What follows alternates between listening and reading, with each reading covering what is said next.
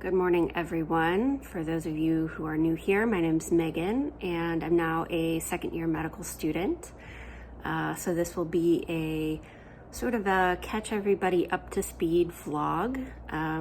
It's been a while since I've vlogged, but I'm very flattered. I had some people reach out and say that they would like for me to vlog again, so I'm gonna do it.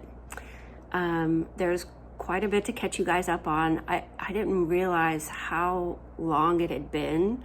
I went to my YouTube channel and I was like, okay, so I posted in January. That was the last time, so my bad. Life got crazy. So where we left off, we were in the cardiopulmonary and renal block of my first year of med school. And that proved to be one of the toughest blocks for me, especially when it came to kidney physiology and biochemistry. Wow, that was not my jam. And I got really sucked into some heavy studying and still didn't really perform where I wanted to. It was fine, I passed, but I'd been starting to see this slight upward trend in my scores, and I felt like I was kind of getting the hang of first year for a moment, and then cardiopulmonary just smashed me back into reality and made me feel really stupid. And I know I'm not, but there's a certain way that med school makes you feel sometimes, and CPR, which is what we called that block, it was just hard.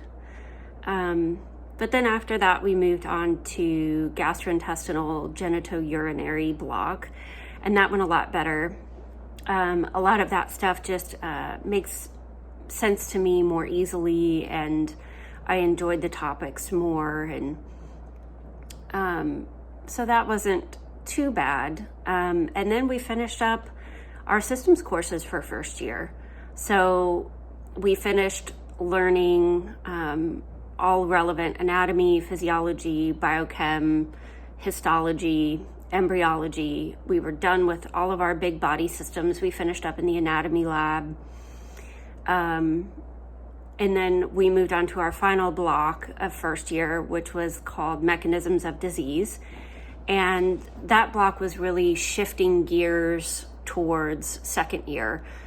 So we had a huge, overwhelming introduction to microbiology and pathology, and just it was very different. We were now expected to, remember efficiently what we'd learned in our systems courses and apply it, a bit more holistically when we got to mechanisms of disease. And so we were learning about all of these different kinds of bacteria and viruses, and the questions kind of depended on you having knowledge of what part of the body those things were affecting. And so all of us were quickly realizing that we had a lot of knowledge gaps that we needed to fill. You just had to study for it very differently. That was definitely a whole new challenge. But I really enjoyed it. I enjoy pathology and the more clinical medicine-based thinking that has come with the end of first year and now second year. A lot of first year to me felt like these really abstract concepts of okay, well, this is how the kidney works, for example. This is the complex physiology and biochemistry, but also why do I care? I know it's important, but it's nice to be in coursework that kind of reflects those clinical scenarios of, okay, well, this is how a patient will present to the emergency department. This is what's going on in their kidney at the time, but this is what you're actually going to see, what you need to be suspicious of, what imaging you need to order, what lab work you need. So I'm enjoying the clinical thinking a lot more. So mechanisms of disease went pretty well for me. Our last exam of first year was actually the best I'd done thus far. So I was, it was a moment of satisfaction where I was like, okay, I'm supposed to be here. I finished first year. I'm going to be okay. So, my summer, there's a lot of, controversy around what a med student should do over the summer of their first year. Should you volunteer? Should you do research? Should you do nothing? And I think the consensus is that it's okay to do any of that.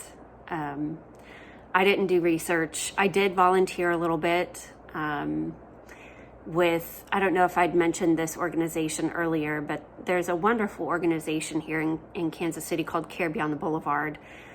And they provide primary care, like free primary care clinic type services to the underserved communities and homeless communities here.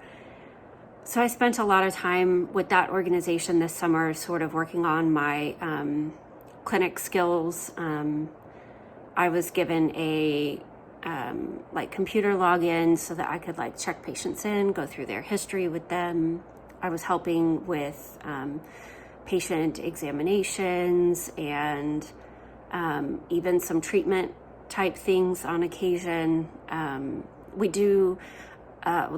That organization sees a lot of really bad wounds, whether it's just from people living outside in kind of unsanitary conditions or because of injection drug use. So I got to help with a lot of wound care, dressing changes, some wound debridement.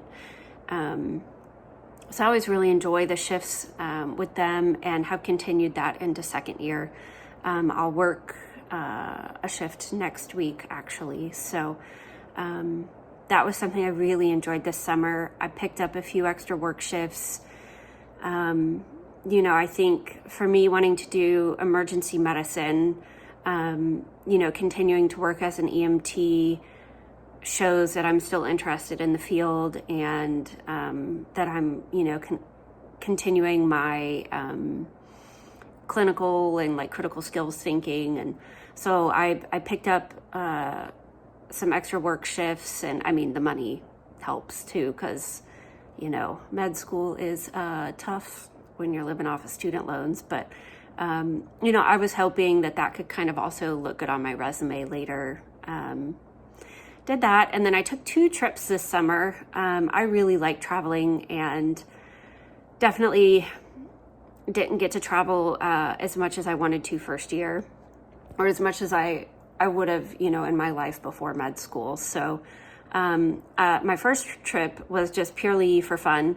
Some friends and I went out to Zion National Park, and we went hiking and saw some beautiful trails. We really wanted to hike the Narrows, but the water level in the river hadn't gone down enough for it to be safe, and so it was still closed when we got there, which was fine. So we did a lot of other hikes around the national park. It was so pretty. I can include some photos or videos from that. I'll remind myself right now to do that. Yeah.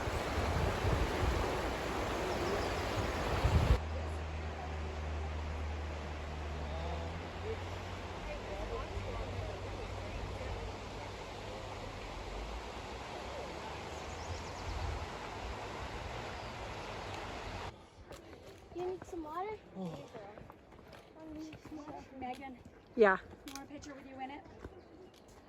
Um, The canyon in the background.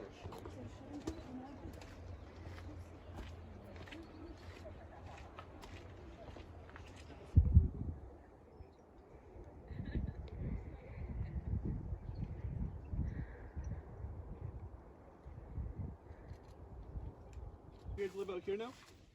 No, we've all traveled from Louisiana, Missouri, and Tennessee. No kidding, I'm from Louisiana originally.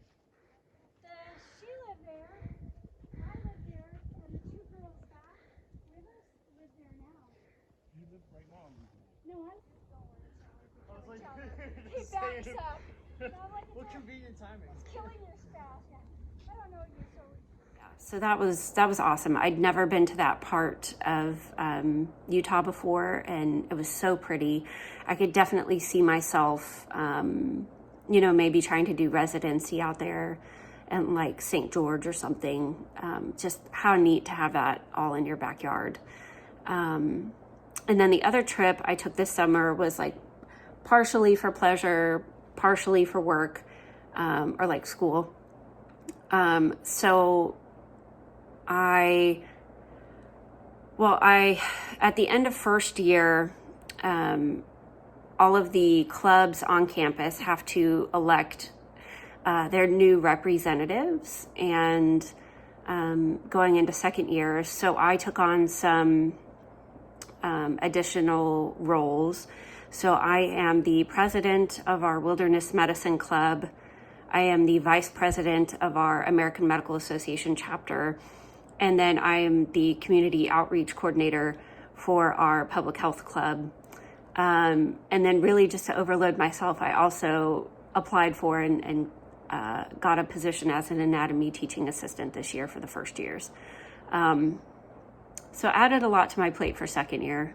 I don't know that I would recommend it to everyone, but I don't know. I did it anyway.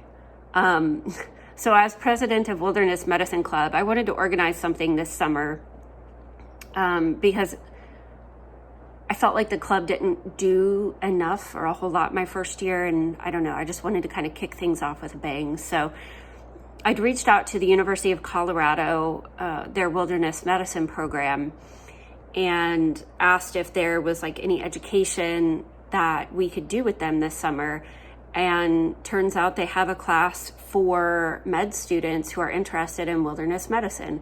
So some friends and I went out to Colorado early and just took vacation. We camped up in Estes Park for several days. We went hiking. We went into Rocky Mountain National Park a couple of times. We went paddleboarding on Lake Estes. Just had a really nice time. Cooked a lot of meals at the campground, and that was really nice. That was needed. And then we went into Denver for a couple of days and took the class that the wilderness medicine faculty put on for us at University of Colorado's medical school. So that was super cool. We got certified in advanced wilderness first aid. We did some classroom work, and then we spent part of the time outside in a state park, just kind of applying all the hands-on skills, learning how to improvise things like tourniquets and pressure dressings, and assessing scene safety. How sick is somebody? How are we going to evacuate this patient? We learned how to make stretchers out of a variety of different objects like sticks and parachute cord, and practiced carrying people out of certain situations. Learned how to improvise splinting for various joints, whether it's a really small joint or a really big joint like your knee. And they gave us a wonderful rate on the class too. It was only $295 a person. And I feel like what we learned out of that class was so valuable. Even just personally, I'm a person that really enjoys spending time outside, and all of it was super relevant to, if something happened while I was like hiking or biking. So I did that, and then got back, and there was only a week left before school started.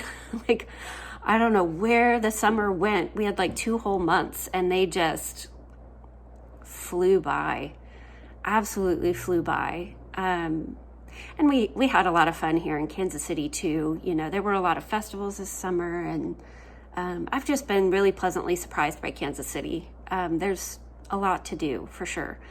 So I don't know. I added a few things to my resume, or did a few things for my resume this summer, but also I just really focused on having fun and relaxing too. So that's what I needed. And I think for those of you in first year of med school right now, you know, it's okay to give yourself that time. I don't know. I think it's fine.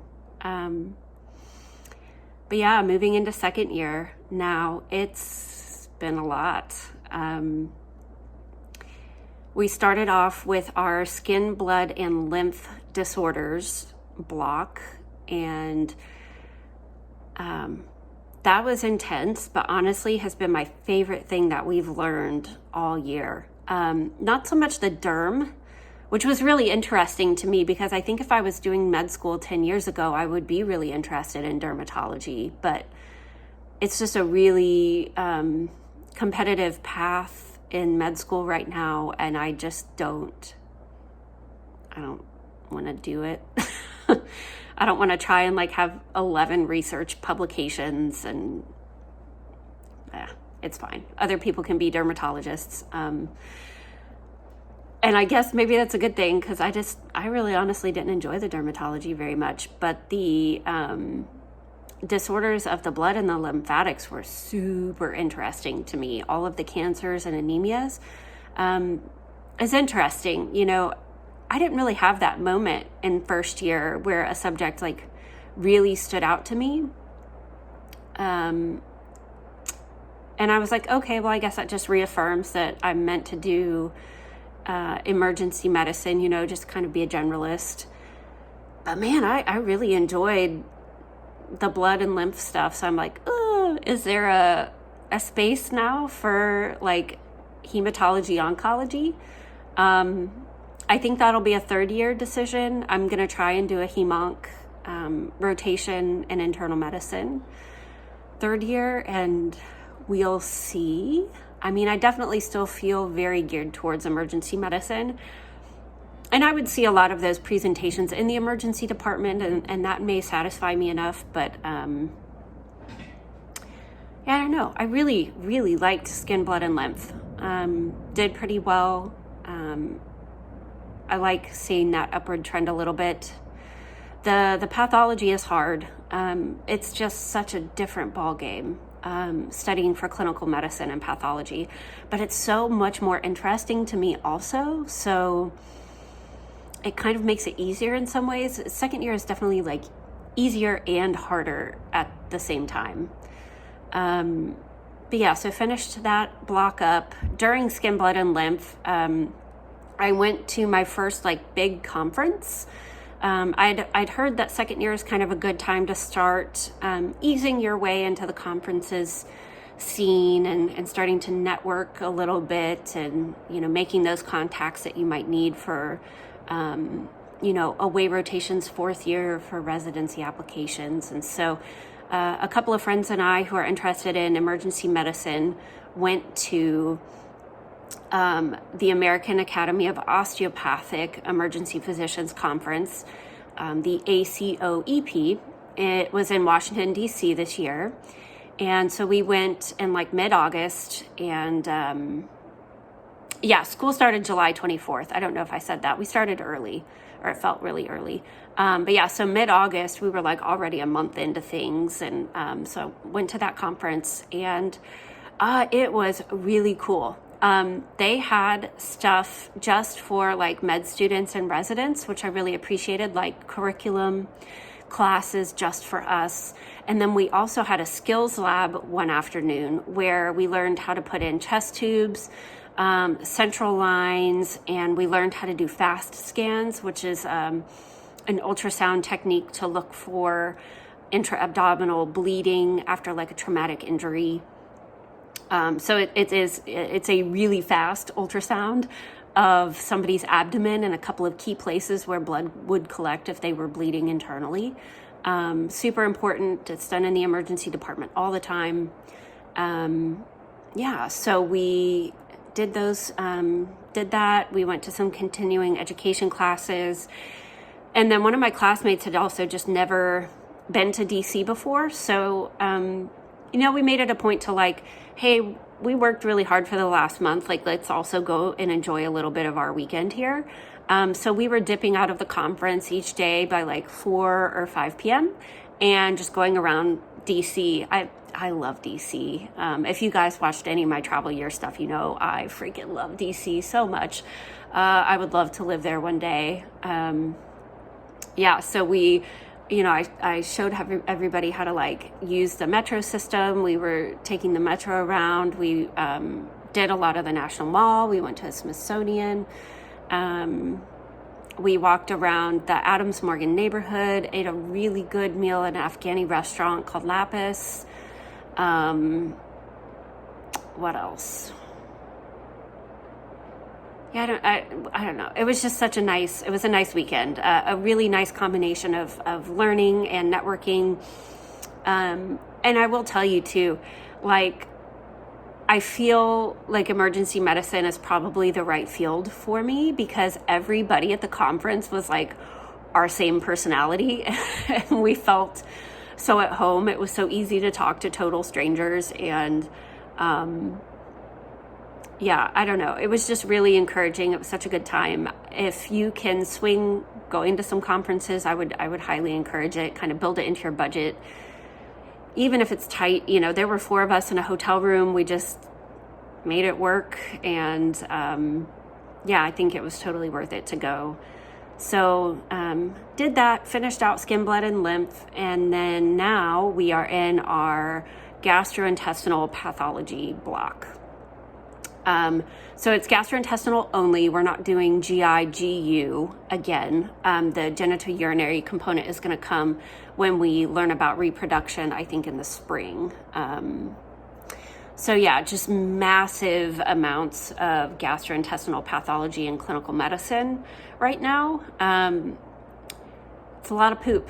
There has been so much talk about poop. But we took our first exam a week ago, last Friday. It went pretty well. I was happy with where I performed and kind of know what adjustments I need to make for the next one. Second year we've added in pharmacology as well. We didn't have pharm first year.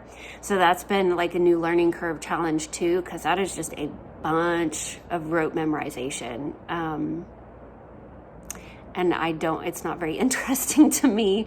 I know pharm is super important because I'm going to be using and prescribing so many drugs, but I don't like it. So I don't know. Right now we have a 2-week turnaround for exams. Basically what's going to be on second exam a week from today is everything to do with the liver, gallbladder, and pancreas. So lots of heavy pathology around like liver cirrhosis, liver failure, hepatitis, how some autoimmune conditions or HIV play into those presentations, gallstones, pancreatitis, anything to do with those subjects we're learning it all right now in the next couple of weeks. So on that note, I'm going to start studying.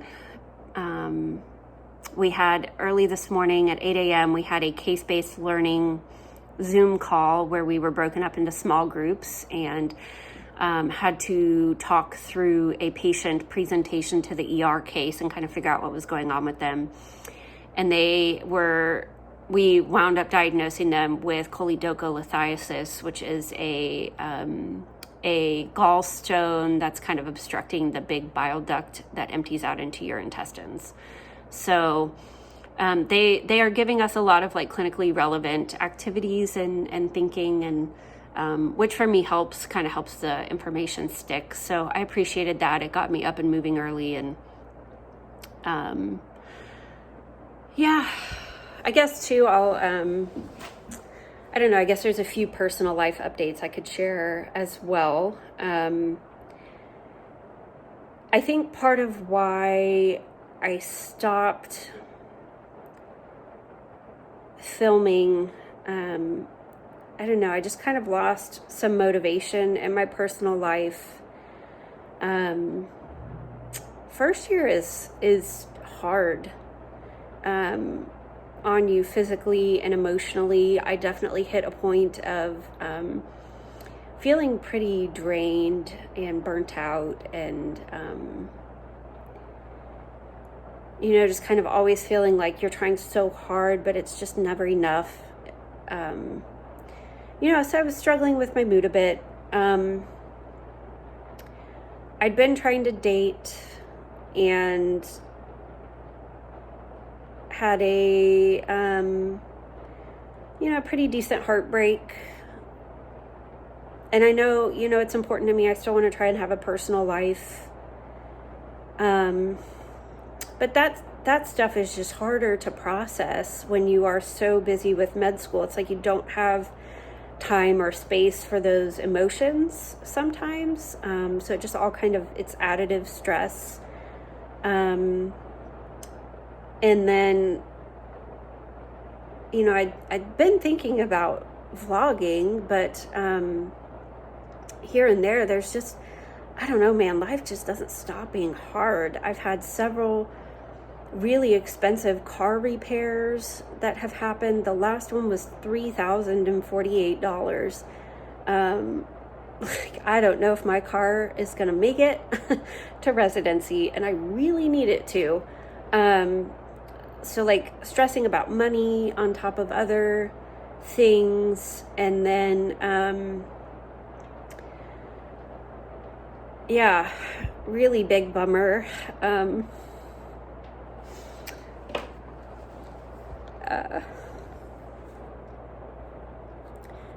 Callie passed away.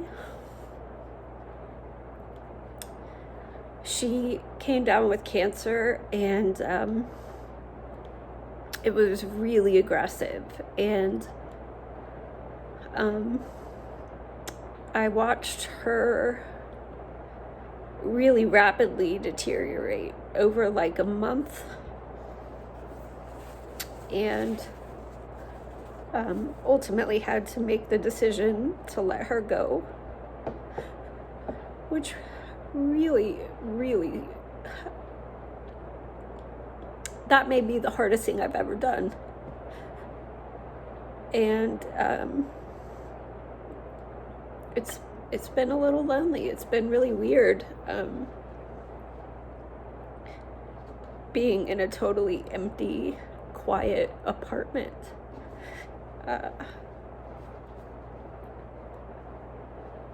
Yeah, it's just been, I don't know, and I'm certainly not the only person going through stuff. I mean, I feel like everybody had a lot of really hard stuff happen this year. I will say that it's really important to make sure that you are establishing like friendships and some like proactive mental health care. Like I go to therapy at school. It's free. If it's offered for you, you should be doing it. I just don't know how else I would be coping right now if it weren't for the awesome friend group that I've made here, and having therapy as like an outlet for these really hard days. But I'm just trying to push through, and I think that's all any of us can do. And I don't know if you can hear, it's raining like crazy this morning. I've been running a lot more, I think, to try and deal with some of the stress, and I actually signed up for a half marathon next month, which is something I've never done before. It's actually really intimidating to me, the mileage. So that's something I'm working on, and hopefully continuing to push myself that way can be like a constructive outlet for some of the stress. But yeah, that is life right now. I know all of this will be worth it one day. It will be, and it already is. I'm enjoying second year a lot more. I definitely still feel like I'm in the right place. And then just had a fun little unexpected thing happen. I actually adopted a kitten. I wasn't really planning on getting another pet. After Callie passed away, it just, I don't know, I wasn't ready. And in some ways I still don't feel ready, but I also think, you know, maybe the universe just kind of gave me this kitten because I needed it. So we, like a week and a half ago, I was at work and some guests found some kittens in a very strange place. So we were worried that they'd maybe been abandoned or something, and so we wound up taking care of them, and then I took one home.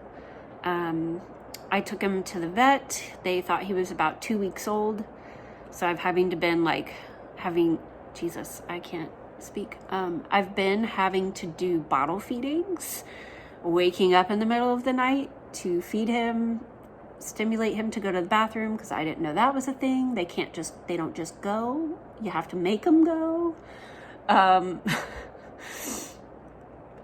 Yeah, so, but he's doing really well. We're almost at 4 weeks now, and he's grown so much. He's eating so much. He's starting to get a little playful. He's definitely getting a little more confident to like walk around the apartment and explore. And so I'll have to show you guys what he looks like. But yeah, happy to be back vlogging, and you know, I hope this helps someone along the journey as well. And you know, always reach out if you need anything, and I'll see you guys in the next one. So this is Franklin. He's very small, but very, very cute.